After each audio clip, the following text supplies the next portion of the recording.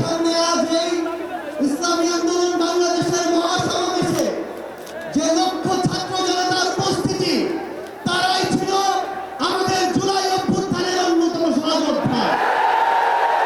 কে কি বললো সেটাতে আপনাদের আমাদের কিছু আসে যায় না।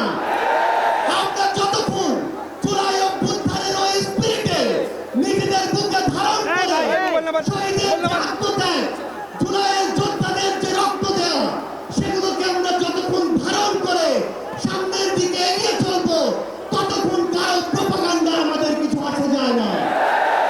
ততক্ষণ ওই বিদেশি এজেন্টদের চক্রান্তে আমাদের কিছু আসে যায় না।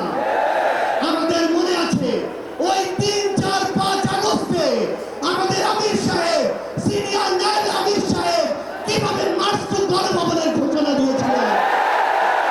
আমরা স্পষ্ট করে আপনাদেরকে একটা কথা বলি, এই 24 পরবর্তী বাংলাদেশে আমরা যারা অভ্যুত্থানের সহযোদ্ধা ছিলাম, আমরা যদি ঐক্যবদ্ধ থাকি, আগামীর বাংলাদেশে আর কোন ফ্যাসিস্ট কোন নামে কোন ব্যক্তিকে সামনে রেখে কোন দলকে সামনে রেখে এই বাংলাদেশে দাঁড়াতে পারবে না। এখন জনগণের সামনে আমাদের দৃষ্টান্ত স্থাপন করতে হবে। আমরা আমাদের কাজের মাধ্যমে প্রত্যেকটি ক্ষেত্রে যেন সেই দৃষ্টান্ত স্থাপন করতে পারি। আজকে যখন আমি আসছিলাম, রাস্তার আশেপাশের প্রত্যেকটি মোড়ে আমার ইসলামী আন্দোলন বাংলাদেশের সহযোদ্ধারা ট্রাফিকিং এর কাজ করছে। এটাই হচ্ছে দৃষ্টান্ত যে আমরা কাজ করব, আমাদের রাজনৈতিক সমাবেশ করব, একই সাথে জনগণের যেন দুর্ভোগ না হয় সেটাও আমাদের মাথায় থাকবে।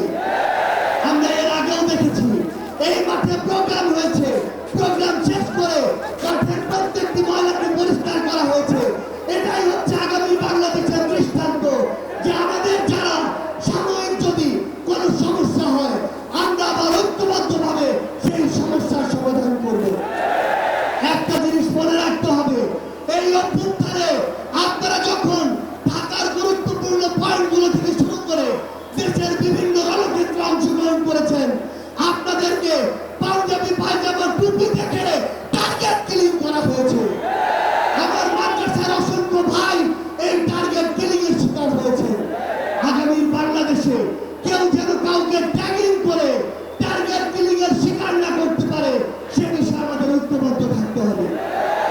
আমরা সংস্কার বিচারকে সামনে রেখে আমাদের এই লড়াই করছি। আপনারা পিয়ারের কথা বলেছেন, এই যে পিয়ার আগামীর বাংলাদেশের সংসদে আমরা যদি আসলে জনগণের প্রতিনিধিত্ব চাই, তাহলে আগামীতে এই পিয়ার নিয়ে আমাদের আরো জোর সরে ভাবতে হবে। আমরা আপনাদেরকে স্পষ্ট করে আমাদের জাতীয় নাগরিক পার্টি এনসিপির পক্ষ থেকে অঙ্গীকার করি, বাংলাদেশের প্রশ্নে, জনগণের প্রশ্নে আপনারা যদি ঐক্যবদ্ধ থাকেন, আপনাদের সাথে কাঁধে কাঁধ মিলিয়ে 24-এর মতো এনসিপি আবার আগামী বাংলাদেশে লড়াই করবে। আমাদের এই বাংলাদেশের 24-এর অভ্যুত্থানের স্পিরিটের প্রশ্নে, ওই খুনিদের বিচারের প্রশ্নে, রাষ্ট্রের সংস্কারের প্রশ্নে আমরা ঐক্যবদ্ধভাবে এগিয়ে যাব। আমরা যতদিন ঐক্যবদ্ধ থাকবো, ততদিন এই বাংলাদেশে আর কোনো হাসিনা মাথা উঁচু করে দাঁড়াতে পারবে না। ইনশাআল্লাহ আপনাদের সাথে আমাদের আবারও দেখা হবে রাজপথের লড়াইয়ে অথবা বিজয়ে। ততদিন পর্যন্ত সত্যের সাথে থাকবেন, ন্যায়ের সাথে থাকবেন। যত বড় খুনি, যত বড় সাহসী, যত বড় নেতাই ফ্যাসিস্ট হয়ে যাওয়ার চেষ্টা করুক না কেন, আমরা ঐক্যবদ্ধভাবে তাদেরকে প্রতিহত করবো ইনশাআল্লাহ। ইনকিলাব জিন্দাবাদ।